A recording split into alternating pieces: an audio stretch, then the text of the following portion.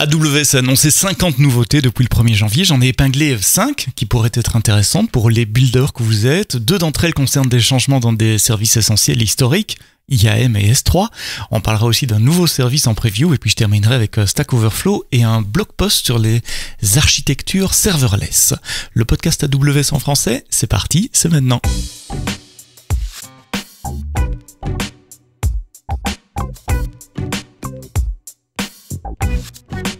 Bonjour, bienvenue dans le podcast AWS en français, le premier podcast de 2023. Alors laissez-moi vous souhaiter une bonne et heureuse année 2023. Alors je sais, c'est pas exactement le premier podcast, il y en a eu un la semaine passée déjà, mais c'est pas un secret de dire que les podcasts avec des invités, ceux que vous avez une semaine sur deux, sont enregistrés des semaines, voire parfois des mois à l'avance, tandis que ceux du vendredi matin qui vous donnent des news fraîches sont enregistrés soit tard le jeudi soir, soit très tôt le vendredi matin. Donc c'est la première fois que j'enregistre un podcast en 2023 et donc c'est un peu le premier podcast de l'année 2023. 50 nouveautés depuis le 1er janvier, depuis la dernière fois qu'on s'est parlé il y a 2 semaines. Comme je l'ai dit dans l'intro, j'en ai pris 5, dont 2 qui concernent des changements sur des services plutôt fondamentaux, IAM et S3. Et je vais commencer avec S3 puisque nous avons annoncé le 5 janvier qu'à partir du 5 janvier, Amazon S3 chiffre tous les nouveaux objets par défaut. Donc ici, attention, on parle du chiffrement au repos, c'est-à-dire le chiffrement quand les objets sont stockés sur les disques durs, dans les data centers, dans les availability zones de AWS. Alors c'est une option qui existe depuis longtemps, qui existe depuis 2011, donc ça fait plus de 10 ans que ces options sont là. Il y a même 3 options différentes, voire 4 si on va dans les détails, pour chiffrer vos données. Il y a 3 options au repos, donc où vous n'avez quasiment rien à faire. Il y a ce qu'on appelle SSE S3, qui est l'option par défaut maintenant, où c'est S3 qui gère les clés de chiffrement pour vous, vous n'avez rien à faire. Il y a l'option SSEC où vous gardez le contrôle des clés, et puis il y a l'option SSE KMS, où là les clés ne sont pas stockées dans le service S3, mais sont stockées dans le service de Key Management Service KMS, et c'est vous qui gérez les clés. Donc il y avait 3 options pour chiffrer les données au repos. Aucune d'elles n'était activée par défaut, c'était à vous de décider si votre cas d'utilisation, votre industrie, vos règles de conformité exigeaient que les objets que vous mettiez dans S3 soient stockés, soient chiffrés ou pas. Et donc maintenant le changement c'est que par défaut, si vous ne faites rien, eh bien les objets seront chiffrés avec l'option SSE S3, donc là où c'est S3 qui gère les clés pour vous. Alors on va pas changer les objets existants, parce qu'il y a des trillions d'objets sur S3, donc si vous avez besoin de chiffrer tous les objets qui ont déjà été uploadés avant, qui ne le sont pas encore chiffrés, vous pouvez tourner des scripts, et dans le blog post d'annonce, je mets un lien vers une procédure qui permet de faire ça. Alors pourquoi c'est important ? Et pourquoi c'est pas important? C'est pas important pour les développeurs parce que pour l'énorme majorité des cas, ça va absolument rien changer. Vous envoyez votre objet en clair sur TLS à l'API S3, S3 le chiffre, le stocke sur les disques, vous redemandez l'objet plus tard, S3 le déchiffre et vous redonne l'objet en clair. Donc pour vos applications, ça change rien, pas de panique.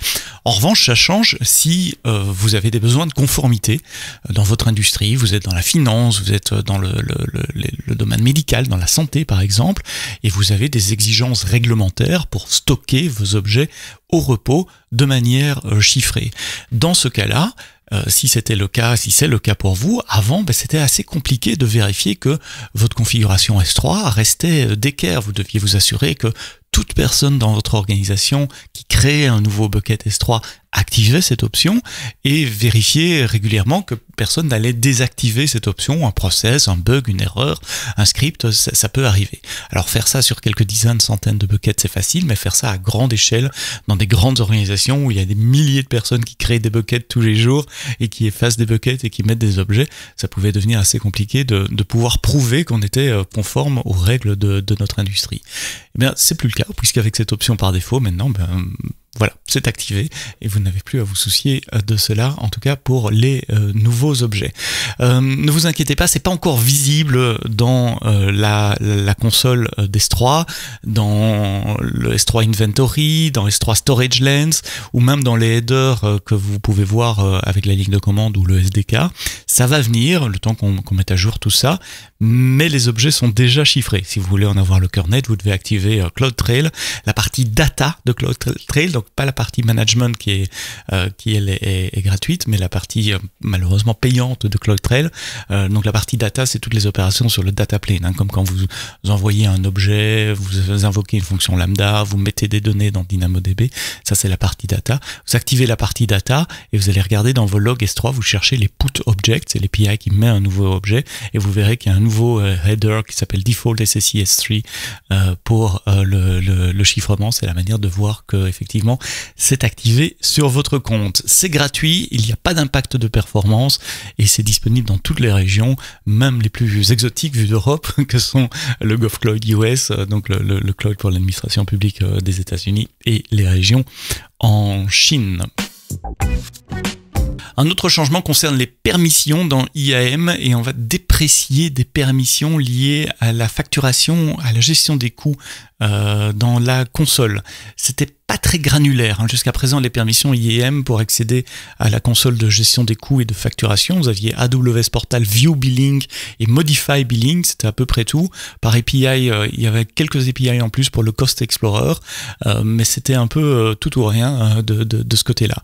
Donc on va déprécier ces permissions-là, et c'est assez rare qu'AWS déprécie des éléments d'API, c'est pas vraiment une API, mais c'est des éléments de permission ici, donc ça touche à la sécurité, donc c'est important, et c'est pour ça que j'en parle ce matin, et on va lancer des fine-grained permissions, donc des permissions beaucoup plus granulaires qui vous permettra de donner des permissions à différents membres de vos équipes sur le Consolidated Billing, sur le free tier, sur l'invoicing et sur les paiements, donc ça ce sont les 4 nouveaux préfixes que vous allez trouver dans les actions IAM, et puis on rajoute des nouvelles permissions dans des préfixes existants comme Billings, Account, Cure, Purchase Order et Tax.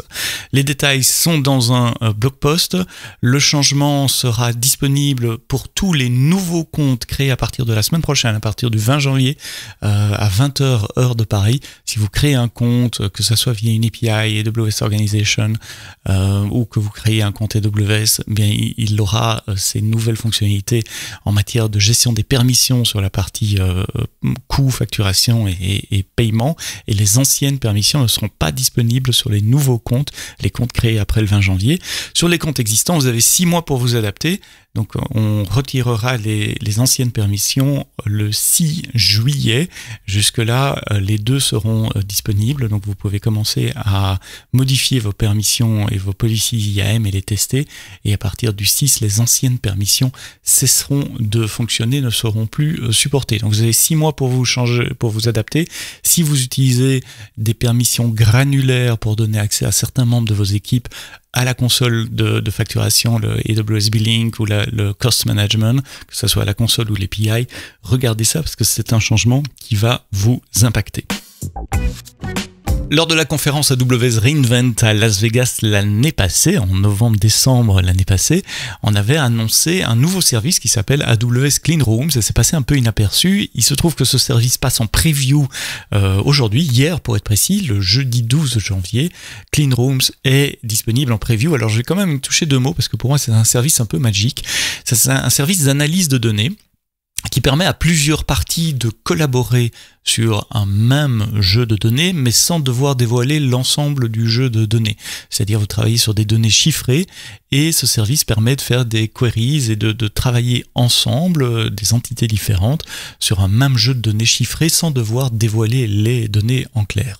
Alors ne me demandez pas comment ça marche sous la scène, j'en ai aucune idée. Pour moi ça fait un peu partie de la magie. Il y a des techniques cryptographiques pour faire ça. D'ailleurs on en avait parlé assez en détail dans un podcast il y il y a 2 ans, je pense, c'était en octobre 2020, avec une start-up française qui s'appelle Cosmian et qui fournit un service équivalent qui permet à des différentes parties de collaborer sur des jeux de données tout en gardant des données chiffrées. Donc si vous avez envie de comprendre comment ça marche sous la scène, ce genre de technique, allez écouter le podcast, je crois que c'était le 72 de Cosmian en octobre 2020. Donc Cleanroom, c'est un service qui permet de faire à peu près la même chose.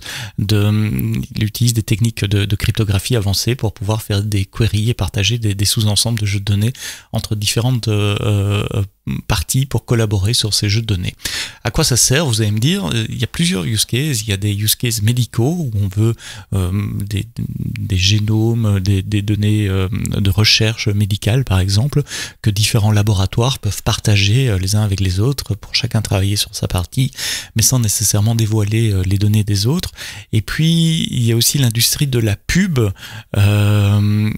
qui a besoin d'outils de collaboration pour mesurer, pour comprendre les plateformes de pub et de mesure d'audience par exemple, où on veut partager un flux de stream avec les données clients, avec une autre boîte qui va faire l'analyse de cela, mais sans dévoiler nécessairement les données des clients, d'où l'importance de ces techniques de cryptographie.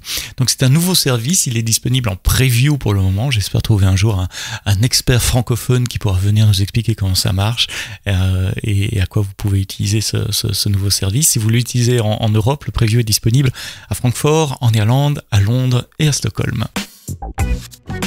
Des plus petites choses pour terminer, AppConfig, vous savez, c'est un service qui permet de gérer vos configs et de déployer vos configs en toute sécurité. AppConfig permet notamment de faire des feature flags. Une feature flag, c'est quand vous voulez lancer une nouvelle fonctionnalité, mais vous la rendez pas disponible immédiatement pour tous vos utilisateurs.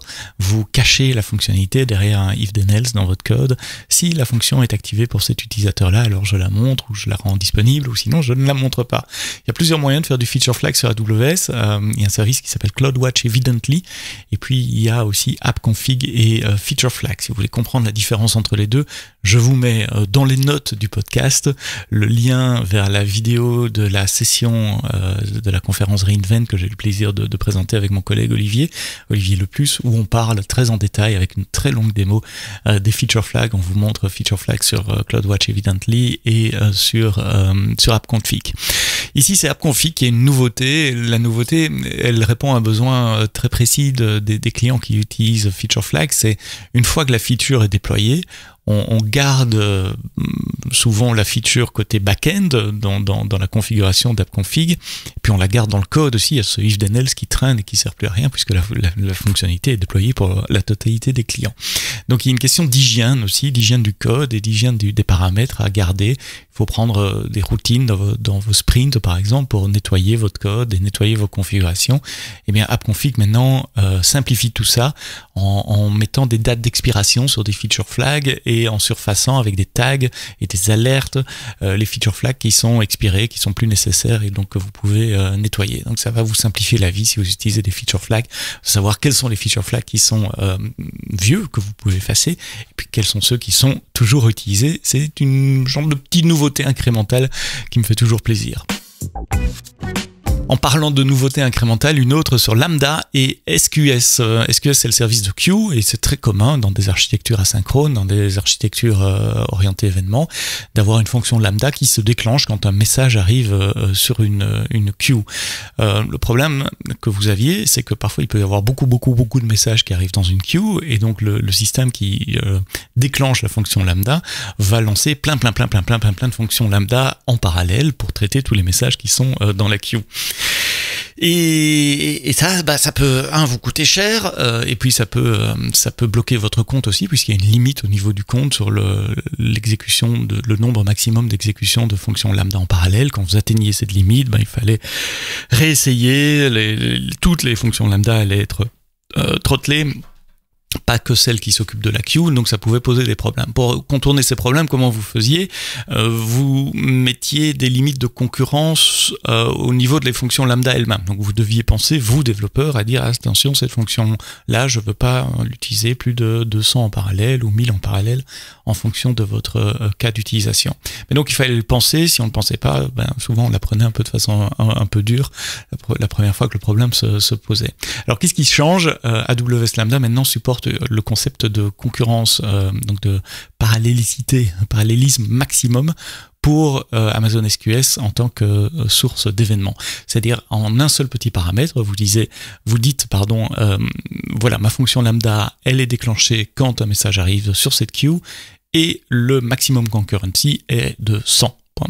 Et donc vous définissez ça au niveau de l'event source maintenant, et donc ça ne risque plus d'impacter l'ensemble de fonctions lambda sur votre compte en atteignant la limite maximum qui est autorisée à ce niveau-là. De nouveau, ça va pas changer la vie de tout le monde, mais pour ceux qui font du SQS et du lambda, c'est un petit changement incrémental qui va vous simplifier la vie.